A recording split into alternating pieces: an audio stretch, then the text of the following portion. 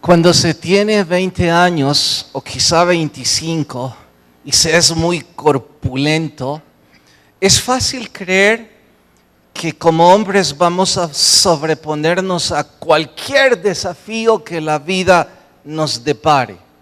Incluso para algunos es fácil perder la cordura e incluso alzarle la voz a sus padres, creyéndose muy hombres y mucho más inteligente que ellos. De igual forma digo que es fácil para una chica de 20 o 25 años, con un rostro muy lindo y un cuerpo atractivo, creer que siempre la vida va a estar frente o bajo sus pies, porque 5 o 10 chicos no hacen más que darles piropos y decirles que son bellísimas. Eso les hace fácil creer que pueden gritar a sus papás, que incluso sus padres no les dejan vivir su propia vida y que ellos son demasiado anticuados y que no son capaces de entender su juventud. Insisto, es fácil a esa edad cometer esos errores. Es fácil no escuchar a los viejos, que en mi español, viejos es lo mismo que decir sabios. Ustedes, los más jóvenes, deberían no prestar más atención que nosotros los adultos, porque verá que nosotros tenemos menos excusa. Pero diría que los más jóvenes deben reflexionar que cuando Salomón llegó al trono, rayaba en los 20 años. Es decir, muy cercano a su edad. Y quizás ignoran esto. En el principio de su gobierno cometió 2 grandes errores que no corrigió. Y al final fueron los 2 mismos errores los que lo llevaron a la ruina. Y sé que vamos algunos a disculparle diciendo, oiga, fue un exabrupto de la juventud, cualquiera a los 20 años, o a los 25, o a los 30, comete esos errores por su inexperiencia. Eso es cierto. Pero aunque usted y yo lo justifiquemos por la edad, las consecuencias igual fueron terribles. Así es que no importa si usted es un joven o un adulto, las consecuencias de nuestros errores no podemos detenerlas. Creo que después de escuchar esta historia, los más jóvenes, y no sé si eso es de los 35 abajo, ya no tendrán excusa en decir que se equivocaron por ignorancia, que no lo sabían, que nadie se los dijo, o por inexperiencia. La historia es el mejor maestro. Y cuando se trata de la historia bíblica, mucho más grande ese maestro. Estoy diciendo que después de usted escuchar esta historia, ya no puede apelar a que no sabía. Eso es propio de gente ignorante. Y desde hoy, usted ya no puede apelar a ignorancia. Desde luego que los que ya no somos muy jóvenes, yo diría que es más preocupante, porque es que pregunto, ¿nunca vamos a aprender? Nuestra necedad parece agrandarse cuando hacemos caso omiso de lo que la historia, de lo que la Biblia y de lo que ya nuestro propio sufrimiento también nos enseña. Por eso diría, todos tendríamos que estar muy atentos a esta historia. Es importante acotar que para ventaja de Salomón, aun cuando él cometió estos 2 errores, recordaba muy, pero muy bien los últimos consejos de su padre. Hablo del estudio del domingo, cuando David le dijo, sé hombre y guarda la palabra de Dios con todo tu corazón y con toda tu alma. Esto le valió aprender a amar a Dios al igual que su padre. No corrigió los errores. Sin embargo, ese amor por Dios le ayudó a dilatar las consecuencias y a prosperar. Nuestro estudio de hoy no tiene como propósito animarles a amar a Dios, porque yo esperaría que ese sentimiento ya esté en nuestro corazón. El estudio de hoy tiene como propósito que usted y yo aprendamos de la historia y no repitamos estos errores. Esto y más vamos a estudiar en el sermón de hoy titulado La sabiduría es efectiva solo si se practica. Vayan al capítulo 3, primer libro de Reyes, y por favor, cuando la cita encuentran, se ponen de pie para mayor reverencia a la lectura. La sabiduría es efectiva solo si se practica. Primer libro de Reyes, capítulo 3, y vamos al verso 1. ¿Listas sus Biblias? Salomón hizo parentesco con Faraón, rey de Egipto, pues tomó la hija del faraón y la trajo a la ciudad de David, entre tanto que acababa de edificar su casa y la casa de Dios y los muros de Jerusalén alrededor. Hasta entonces el pueblo sacrificaba en lugares altos. Pronto les explico qué es eso. Porque no había casa edificada al nombre de Jehová en ese entonces.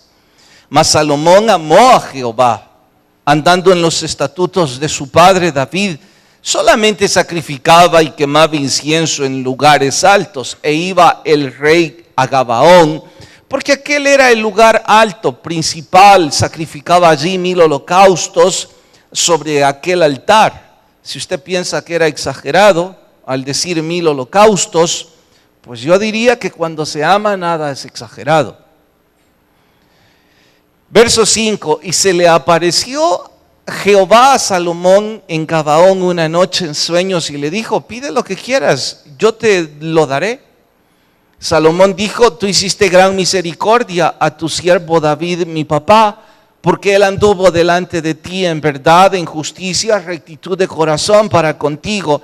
Le has reservado tu gran misericordia en que le diste el privilegio que yo me sentase sobre su trono.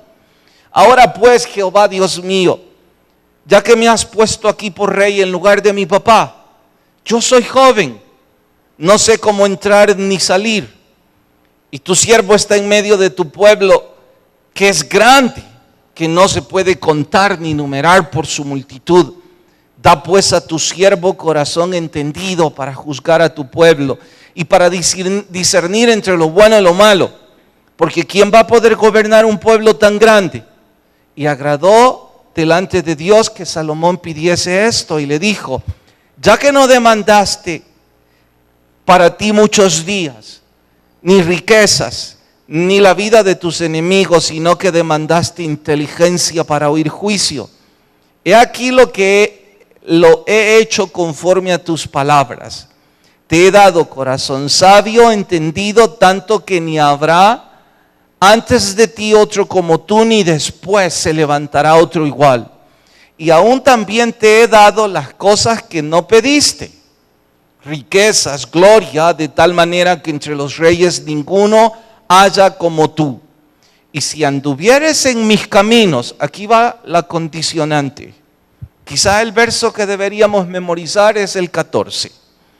Si anduvieres en mis caminos, guardando mis estatutos y mis mandamientos como anduvo David tu padre, yo alargaré tus días. Cuando Salomón despertó, vio que era sueño y regresó a Jerusalén. Hasta ahí leemos. Señor, por favor, habla a nuestras vidas y que podamos crecer en el estudio de tu palabra y que entendamos que el conocimiento por sí mismo no es efectivo si no se practica. Háblanos, te lo rogamos en el nombre de Jesús. Amén. Pueden tomar vuestro asiento. Habrán notado que Dios le ofreció, además de riquezas, gloria, le ofreció largura de años, pero lo hizo de forma condicional.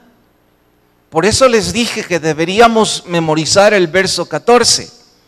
Y todo anuncia que Salomón no pudo cumplir la condición. Si mis cálculos son correctos, no murió muy distante a los 60 años. Eso significa que murió siendo un hombre joven. Sé que los de 20 o 30 dirán, oiga, eso no se es joven. Bueno, si usted compara esa edad con la mayor parte de los gobernantes de las potencias del mundo que llegan a las presidencias cuando rayan esa edad, usted concluirá que sí se es una persona joven a los 60 años. Y Salomón murió a esa corta edad, especialmente en esa época. No le hacía falta sabiduría. Ni hubo ni habrá otro después de Jesús más sabio que este. Lo que le hacía falta era carácter y firmeza para hacer lo que de sobra sabía que era correcto. Y en palabras más nuestras, es como aquel hombre meloso que cada día que llega a casa abraza a su esposa, la besa, la llena de caricias y le dice al oído que la ama perdidamente. Quienes no le conocen, al ver esas demostraciones, especialmente si es una mujer, suspira y dice, ay, qué envidia, cómo ama ese hombre a su esposa, pero es infiel. Entonces yo preguntaría, ¿de qué le sirve a la esposa de que la cubra de besos y de caricias cuando no tiene el carácter y la firmeza para ser fiel a sus votos maritales? Casi me atrevo a decir que todo lo que hizo es pura pantomima. O aquel joven que sabe que debe esforzarse mucho en su colegio o en su universidad. Además, es muy bueno en matemáticas, en realidad supera al promedio. Lo hace con tanta facilidad que cualquiera diría que va a llegar a ser un buen profesional o un buen hombre de bien. Pero nunca estudia, no se presenta a las clases, pasa su tiempo perdido en redes sociales o en boberías. Le pregunto, ¿de qué le sirve saber que usted es bueno? De nada. O como último ejemplo, es bueno que usted y yo hayamos venido esta noche a la iglesia, pero ni a usted ni a mí nos sirve de nada si no intentamos poner en práctica lo que estamos escuchando, lo que estamos leyendo. La sabiduría y el conocimiento es efectivo si tenemos el carácter y la firmeza para practicarla. Les dije que Salomón cometió 2 graves errores cuando empezó su trono. Voy a explicárselos. En ese entonces la costumbre era promover matrimonios con príncipes de otros reinos, no solo para abonar la paz entre naciones, especialmente para agrandar las relaciones exteriores, y era una estrategia comercial. Si un príncipe se casaba con la princesa de otro reino, pues entonces era una especie de globalización. Los tratos comerciales se hacían en paz, las rutas comerciales estaban custodiadas por ambos ejércitos y cualquiera diría que era una decisión atinada. Deben saber que para ese momento Israel no era una simple nación tribal. Ya David con su ejército la había convertido en una nación poderosa. En honor a ello, yo tengo que preguntarle a Salomón en la historia, y es una vez más como si nos subimos a ese simulador, vamos al pasado y le preguntamos, ¿por qué tenías que casarte con la hija del faraón?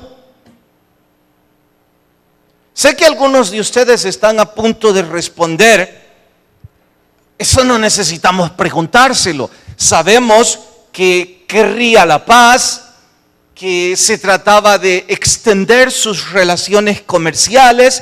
Si se trata de Egipto, que estaba hacia el sur, eso era como agrandar todo el comercio hasta África. Y sé que algunos de ustedes, los más románticos, preguntarían o quizás se quejarían diciendo: mire, no parece que hay ningún rastro de sentimiento, de amor, de romance en este matrimonio. Todo grita que fue una alianza comercial. Bueno, voy a agregar, aún si hubiese existido algún rastro de amor en este matrimonio, igual nada cambiaría lo grave de la decisión de Salomón. Desde Deuteronomio, muchos años atrás, quedó escrito que los judíos no debían tener matrimonios mixtos. Es decir, no debían unirse en relaciones con hombres o mujeres de otras naciones. ¿Por qué? ¿Es que acaso era una especie de racismo o discriminación? Nada relacionado con eso. Simple y sencillamente, estas otras naciones practicaban religiones paganas, sucias, aberrantes, inmorales. Cuando Dios escribió ese decreto, era para poner un ambiente preventivo, de sanidad, para que ellos no se contaminaran. Nadie puede poner en duda que Salomón conocía ese decreto. Se supone que ya había adquirido sabiduría. Algunos lo anteponen al sueño y dirán: todavía no tenía suficiente sabiduría. Llámele como quiera, Salomón era un hombre de libros. Natán debió advertírselo, cualquier amigo debió decirle y preguntarle cosas como estas: ¿qué estás pensando? Tu padre David no necesitó casarse con ninguna mujer extranjera para traer paz o para engrandecer el reino. ¿Es que Dios no te es suficiente? ¿O es que acaso no hay suficientes mujeres lindas aquí en Israel?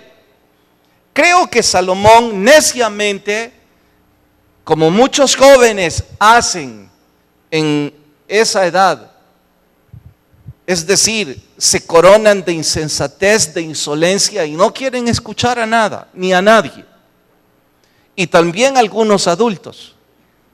Hizo caso omiso de cualquier recordatorio, de cualquier advertencia, y puedo escuchar en el simulador de la historia decir: seré mejor que mi padre, no voy a caer en ninguna depravación moral, esto solo es la extensión de mi reino, es una decisión comercial y finalmente haré lo que me venga en gana. Algunos historiadores no bíblicos, claro, dirían que la decisión de Salomón fue atinada y que fue civilizada. Al aplicar esto a nuestra propia historia, hay que concluir por lo que Salomón sufrió.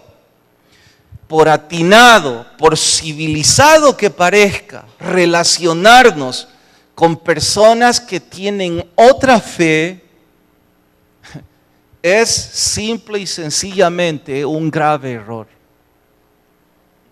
Ustedes deben saber que fue este el primer error que llevó a la ruina a Salomón. Algunos dicen que fue la idolatría su peor error. Yo diría que su peor error fue casarse con mujeres paganas, porque éstas lo convirtieron en idólatra. ¿Sabe que también lo convirtieron en un asesino que sacrificó bebés? Porque esas eran las prácticas religiosas de ellas. Y la Biblia establece, él mismo lo dijo, por supuesto años después de sufrirlo, que el sexo y las mujeres le quitan la cordura, que el alcohol y el sexo nos quitan la cordura a nosotros los hombres. Bueno, voy a hacer un paréntesis a la historia porque hay que incluirla en nuestra historia y voy a decir, jóvenes, desde los 35 años abajo y en soltería, por favor no me escuchen a mí. Sé que no tengo ninguna autoridad como para gritarles que me presten atención. Aún más, les quitaré el mal momento y les diré, tampoco escuchen a sus padres. Ahora les digo con cariño y compasión, escuchen la Biblia. Escuchen la opinión de Dios para sus vidas. No tengan relaciones de ningún tipo, hablo románticas, con personas que no tienen su fe. Les harán su vida miserable. Les empujarán a actos bochornosos que pagarán el resto de sus días. Está bien que no me escuchen, está bien que no escuchen a sus padres, pero ¿cómo pueden hacer caso omiso de la Biblia? ¿Por qué insisten en salir con chicos que parecen atractivos o que parecen de una posición económica mejor a la vuestra o que parecen muy populares? Van a arruinar tu vida. O los chicos saliendo con mujeres que no tienen vuestros principios. Son tantos ejemplos. Pero saben, esta vez yo saltaría los ejemplos de la vida diaria para desafiarte en dos direcciones. La primera, pregúntale a las personas cercanas a ti que se casaron con personas que no tenían su misma fe, cómo han sufrido y siguen sufriendo. Y si no quieres hablar con más nadie, solo pregúntele a la Biblia. Pregúntele a Salomón. Lo hicieron asesino. No necesitaba nada. Era rico, era muy guapo, era más que inteligente. Tenía un ejército poderoso a sus pies. Los mejores consejeros. Las mujeres arruinaron su vida. ¿Por qué usted cree saber más que la historia? ¿Por qué es tan necio o tan necia, señorita? Saliendo con hombres que no aman a Dios, que no vienen a la iglesia, que no quieren saber nada de su fe. Por favor, ámese a sí misma o a sí mismo. Respétese. Quisiera tener más ejemplos, como decir, yo no soportaría estar tomando una bebida, claro, no hablo de bebida alcohólica, de cualquiera, con una persona que dice que detesta a mis padres, que no quiere hablar con ellos. ¿Cómo voy a hacerlo si son mi vida? Mucho menos me sentaría con una persona que dice que no quiere nada de mi Dios. Es suficiente para yo ponerme de pie y responderle, si usted no quiere nada con mis padres ni con mi Dios, yo no quiero nada con usted. Eso es dignidad, eso es respeto, eso es principio moral. Pero claro, dije al principio que cuando se tienen 20 o 30 años, se cree saber todo y que los consejos de los viejos o los sabios no tienen valor. De acuerdo, no tienen valor, pero no vaya a cometer la blasfemia de decir que la Biblia no tiene valor. Y yo no le estoy dando mi opinión, le estoy dando la opinión de la Biblia. ¿Cómo es posible que usted, señorita, le pida permiso a sus papás porque va a salir a tomar un café o va a ir a cualquier cine o a lo que sea con jóvenes que no aman al Señor?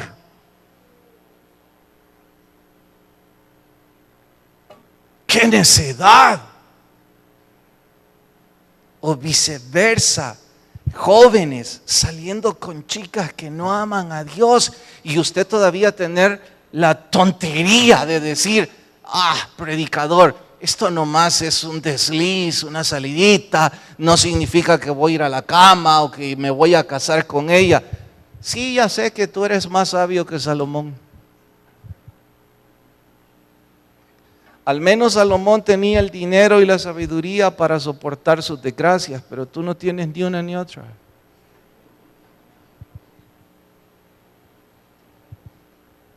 ¿Qué más podría decir? No se me ocurre. ¿Por qué ponen fuego sobre sus vestidos? ¿Es que acaso la sensatez no les dice que si ponen carbón sobre su pecho, sus vestidos arderán? La sensatez no les dice que si están en un cine con una chica que no ama a Dios y que para ella acostarse con cualquiera es de todos los días, después del cine terminarás arruinando tu cuerpo y tu vida.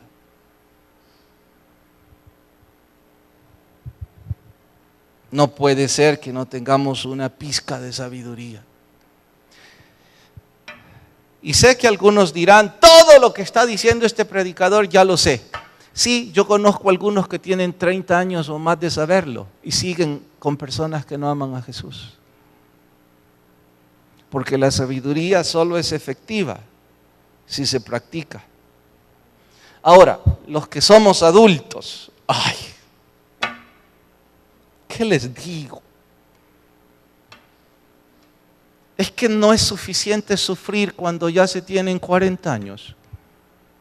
Es que no es suficiente que a esa edad usted todavía no tiene apellido de casada. No es suficiente la tristeza o el dolor que ya arruinamos 2 o 3 matrimonios. No es suficiente el dolor que hay hijos que ya no están bajo nuestro cuidado. No es suficiente el dolor de que hoy es 1 no sé qué de junio y ya no tenemos dinero porque todo se lo llevaron los prestamistas.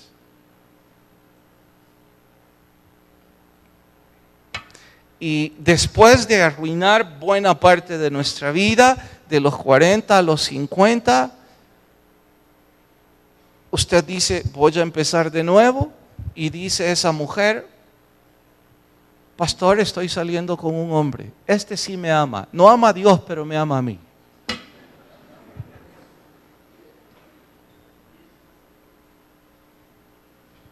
O ese hombre aparecer con ese demonio. Y si hay alguna así con esas, yo no le estoy diciendo, acepte a Cristo y usted deja de ser demonio. Además yo no les conozco. Y entonces, ¿por qué habla así? ¿Por qué peleas conmigo si la Biblia escribió esto, no yo? Pero en fin, también puedo relacionar esto con aquellos que hacen cualesquiera tipo de relaciones con personas que no aman a Jesús. Ahora puntualmente digo, los que tienen grandes amistades. No digo que no debemos ser amigos, claro que debemos serlos, porque de otra manera no conocerán a Jesús si nosotros no les hablamos. Pero me refiero a que esas amistades influyen sobre nosotros de forma negativa y queremos compartir toda nuestra vida con ellos. Vamos a comer y yo no puedo orar porque él me dice que soy un charlatán o un hipócrita. Él sí puede poner una cerveza en la mesa, decir 10 palabras sucias, burlarse de mi fe, pero yo no puedo orar. ¿Cómo puede usted no tener respeto de su fe y de sí mismo?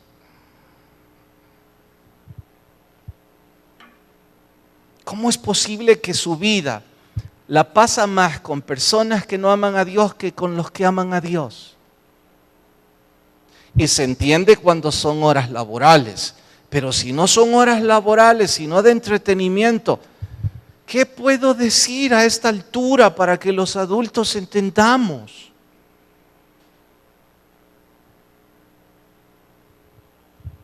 Los que hacen de fútbol y que van a otros torneos, y yo no estoy publicitando el nuestro, pero yo les escucho contando todas esas historias de golpes, de amenazas, de armas de fuego, de borracheras, de suciedades, de drogas.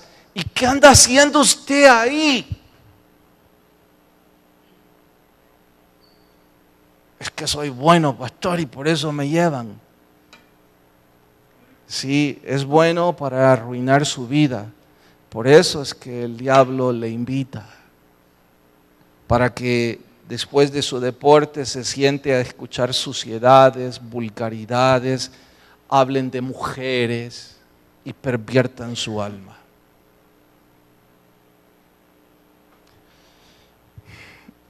Sin dejar de mencionar a aquellos que quieren hacer negocios con personas que no aman a Dios. Quieren hacer sociedades. Y yo le pregunto, ¿y qué esperaba?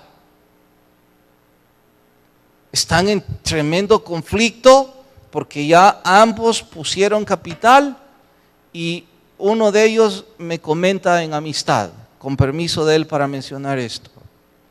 Fíjate, quise hacer un devocional todas las mañanas y que íbamos a ocupar media hora del tiempo de trabajo. Me pegó una gritada, me dijo que era pisto, que cómo se me ocurría, que la iglesia es para hacer culto, pero no el trabajo. ¿Qué opinás? Me dice. Tiene razón, güey.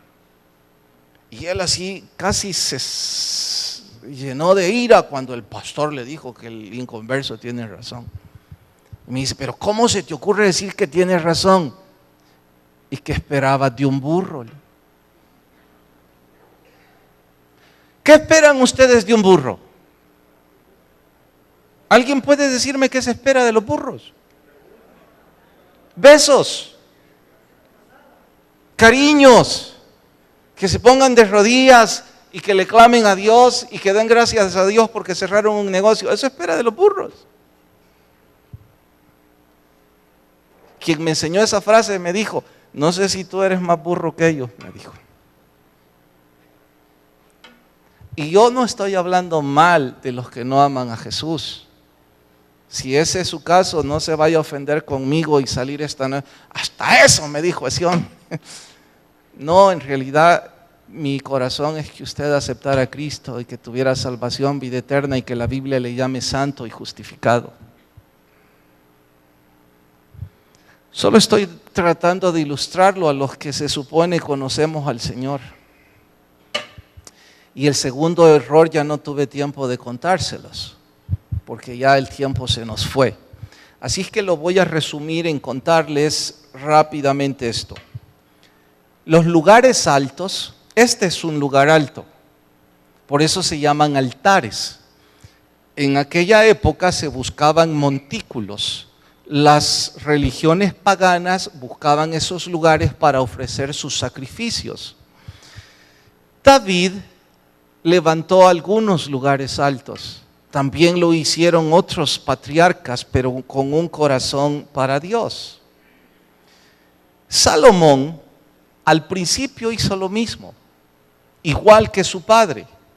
El problema es que su sangre ya estaba envenenada, su alma, con esas relaciones sexuales con personas que no aman a Dios.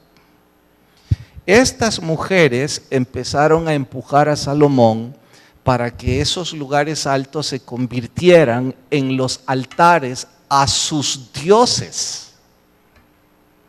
Y esos sitios se convirtieron o sustituyeron la devoción de Salomón por el paganismo de sus religiones. En algunos de esos lugares sacrificaron bebés para el dios Baal. Y Salomón lo consintió. Terrible.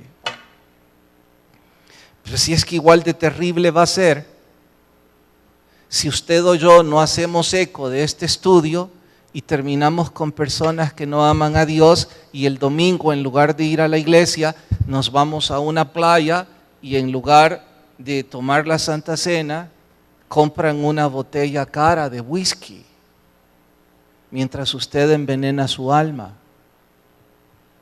mientras alguien también le hace pensar que un aborto es buena idea.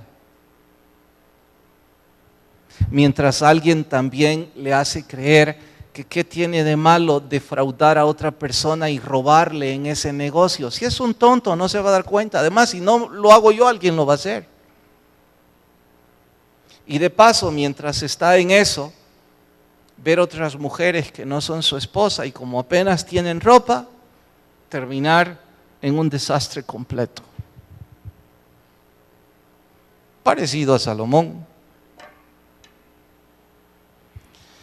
Dije al principio de este estudio que ya sean jóvenes o adultos, la sabiduría solo es efectiva si se practica. Para los que tienen meses o años de congregarse estudiando la Biblia con este servidor, estoy seguro de esto. Para ustedes no es nuevo nada de lo que he dicho esta noche. Y por eso les pregunto y me pregunto, ¿lo hemos practicado? No nos ha servido de nada conocer si no se practica. Cuidado con los lugares altos, hablo de forma retórica, cuidado con volvernos religiosos, pero no tener una devoción en nuestro corazón. Esta noche termino en decir, fue muy bueno que estuviéramos aquí. Y fue muy bueno que siguiéramos este estudio y que cantáramos. Pero de nada sirve si no practicamos la Biblia. Eso usted lo decide.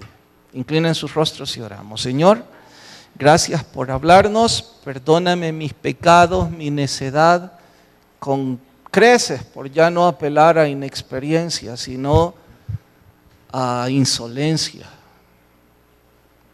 Pero gracias por exhortarme y te ruego humildad y carácter, firmeza para practicar lo que enseña la Biblia. Y si nos hablaste a otros como a mí aquí, gracias porque estamos avergonzados y deseosos de cambiar, de corregir, de compensar, deseosos de que nos des las agallas para decir no. Y si hay personas sin Jesús, por favor toque su corazón. Mientras oran, rostros inclinados y ojos cerrados. Si usted nunca ha abierto su corazón a Jesús, hágalo. No es religiosidad, no es compromisos con esta iglesia. Es entre usted y Dios. No escuche al predicador, escuche la Biblia. Tome ese paso de fe. Y si alguien dice esta noche, yo quiero abrir mi corazón a Jesús, ¿dónde está? Levante su mano y déjeme orar con usted. La baja de inmediato. ¿Habrá alguien? Alguien que levanta su mano y dice, yo quiero recibir a Jesús y hacer esa oración. Vamos, ¿dónde está? Tome el valor, tome el carácter, la firmeza. No salga diciendo, mire, lo que ese predicador dijo estaba bien. ¿De qué sirve? Es la fe entre Jesús y usted, esa relación. Venga Cristo, levante su mano, haga la oración. ¿Habrá alguien? Alguien que levanta su mano y me deja orar con usted. Alguien esta noche. Señor, si somos salvos todos, despídenos en tu paz, en tu nombre. Amén y amén. Nos vemos fin de semana. Que la paz de Dios nos acompañe a cada uno y Dios nos bendiga a todos.